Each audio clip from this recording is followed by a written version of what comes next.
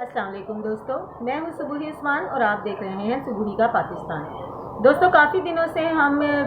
سے تو نہیں، لگ بھگ 4-5 دنوں سے ثانیہ زہرا کے جو قتل کہہ لیں یا خودکشی کہہ لیں، اس ٹاپک کو دیکھ رہے ہیں اور آج جو ہے اس کے شوہر کا بیان بھی، مقتولہ کے شوہر کا بیان بھی سامنے آ گیا ہے۔ میں تو اسے مقتولہ ہی کہوں گی کیونکہ یہ کہیں سے بھی خودکشی کا کوئی کیس نظر نہیں آتا ہے۔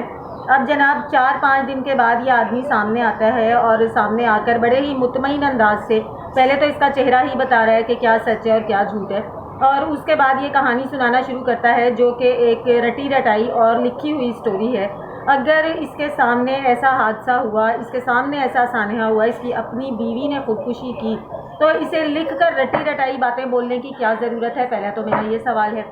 اب چلیں، وہ کہہ رہا ہے کہ جی میں نے تھوڑا سا لکھا ہوا پڑھا لیکن اس کے بعد میں نے آگے اپنے منہ سے بتانا شروع کر دیا۔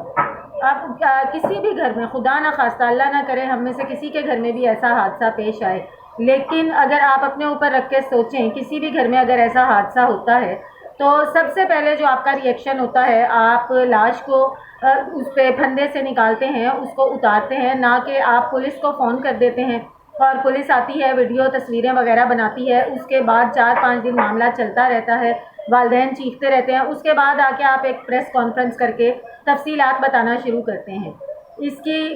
جو کہ یہ کہہ رہا ہے کہ اس کو اپنی بیوی سے بہت محبت تھی، بڑا پیار تھا، بڑا لگاؤ تھا، تو جیسے ہی یہ کمرے کا دروازہ توڑ کے اندر گھسا تو اسے سب سے پہلے اس کی لاش کو پھندے سے کیوں نہیں اتارا؟ اس کو کوئی ڈر تھا، کوئی خوف تھا جس کی وجہ سے اس نے فوری طور پر پولیس کو فون کیا، یا پھر یہ پری پلان تھا، اس کو پتا تھا کہ اب میں لٹکا چکا ہوں، اب میں اس کو قتل ثابت کرنا ہے تو اب مجھے سب سے پہلے پولیس کو بلانا ہے، فورینسک ٹیم کو بلانا ہے، پولیس آئے گی، یہاں پر سارا کچھ دیکھے گی، اس کے بعد جو ہے اس کا کوئی کفن دفن کا سلسلہ شروع ہوگا۔ دوسرے جو ثانیہ زہرا کے والد صاحب کا کہنا تھا کہ یہ دوسرے کمرے میں بیٹھا ہوا ناشتہ کر رہا تھا اپنی فیملی کے ساتھ، اور مجھے سمجھ میں نہیں آتا اتنی پیار محبت کرنے والے میاں بیوی کے صرف اور صرف بچے کو ایک تھپڑ مارنے پر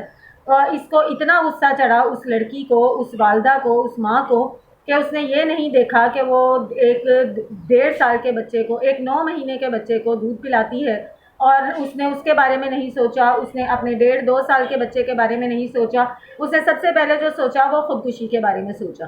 یہ جو ہے اس لڑکی کے والد کی فیملی کو نفسیاتی مریض قرار دینے کی کوشش کر رہا ہے کہ ان کی فیملی میں ایسا ہوتا رہتا ہے، ان کی ہسٹری میں ہے کہ لوگ خودکشیاں کرتے ہیں، ایسا ہوتا ہے، اس طرح کے نفسیاتی کیسز ہوتے ہیں، لیکن اس میں ایسے شواہد دیکھنے کو نہیں ملتے۔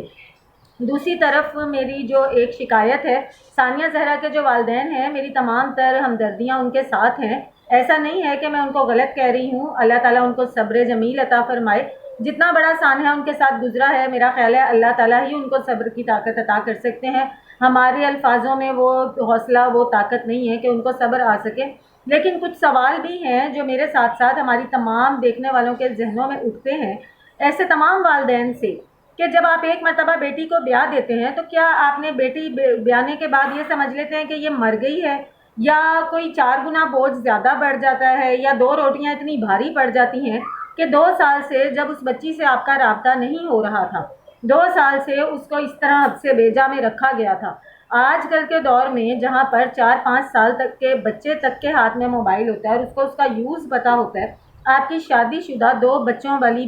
بیٹی جو ہے اس کے پاس موبائل نہیں تھا کہ وہ آپ سے رابطہ کر سکے اور آپ سکون اور اطمینان سے بیٹھے رہے۔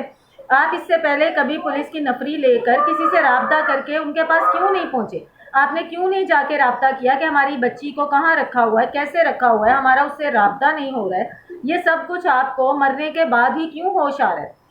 ہم مانتے ہیں آپ کے ساتھ بہت ظلم ہوا ہے، ہم مانتے ہیں کہ آپ کو بہت تکلیف ہے، لیکن اب اس ظلم کے خلاف آواز اٹھانے سے یا اب اس تکلیف پہ رونے سے کیا ہو جائے گا؟ وہ لڑکی تو واپس نہیں آئے گی، اس کی زندگی تو برباد ہو گئی، وہ تو بیچاری مر گئی، اس کے ساتھ وہ 2 بچے بھی رل گئے، جو ایک ماں کا دودھ پیتا ہے، دوسرا بچہ اب بھی 1.5 سال کے، 2 سال کے بچے کی کیا عمر ہوتی ہے؟ اس کے سر سے ماں چھین گئی ہے، ان سب کا خوف کون دور کرے گا؟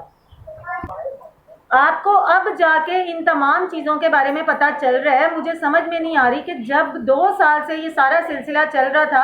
آپ لوگوں نے اس وقت کوئی ایفرٹ کیوں نہیں کی، اس وقت کوئی کوشش کیوں نہیں کی؟ اگر آپ اپنی بچی کو بلا کے اپنے گھر میں رکھ لیتے تو میرا خیال ہے آج وہ زندہ ہوتی، آپ لوگوں کے ساتھ خوش و خرم اپنی زندگی گزار رہی ہوتی۔ یہ تمام خیال، یہ تمام باتیں آپ کو اس کے مرنے کے بعد ہی کیوں پتہ چل رہی ہیں کہ یہ آدمی ظالم تھا، یہ آدمی شادی شدہ تھا؟ اور پہلی تو بات یہ ہے کہ جس کی ایک بیوی سے تسکین نہیں ہوئی، دوسری کر لی، پھر تیسری کر لی، اس آدمی کا ویسے ہی کیریکٹر مشکوک ہے۔ مجھے نہیں لگتا کہ اس کی باتوں میں کوئی صداقت ہے۔ اس کیس کی باقاعدہ طور پہ تحقیق ہونی چاہیے۔ آدمی اثر و رسوخ والا ہے، آدمی پیسے والا ہے، یہ سب کو نظر آ رہا ہے، لیکن کہیں پر تھوڑی بہت، اگر زیادہ نہیں تو تھوڑی بہت غلطی ثانیہ زہرا کے والدین کی بھی ہے۔ انہوں نے بہت دیر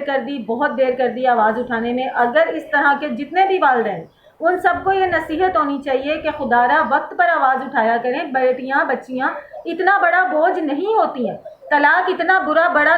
ٹھپا نہیں ہے، اتنا بدنما ٹھپا نہیں ہے کہ اولاد کا مر جانا جتنا بڑا غم ہوتا ہے، اتنا بڑا غم نہیں ہے کہ ایک طلاق لے لینا یا جھگڑے کو ہائپ دینا۔ یہ سب چیزیں اتنی بڑی باتیں نہیں ہیں۔ پتہ نہیں والدین کیوں خاموش کر جاتے ہیں، کیوں بدنامی کے ڈر سے ڈر جاتے ہیں؟ بھائی لعنت بھیجیں ایسی دنیا پہ جو طلاق کے اوپر باتیں کرتی ہے، لعنت بھیجیں اس پہ جو مرد عورت کے سپریشن پر باتیں کرتی ہے، میاں بیوی کے۔ آپ اپنی اولاد کو دیکھیں، اپنی اولاد کی سیفٹی کو دیکھیں کہ آپ یہ دیکھتے رہیں گے، دیکھتے دیکھتے اسے سولی پہ لٹکا دیں گے اور اس کے بعد جا کے آواز اٹھائیں گے اور وہ جو ہے چھوٹے چھوٹے بچے رول کے رہ جائیں گے۔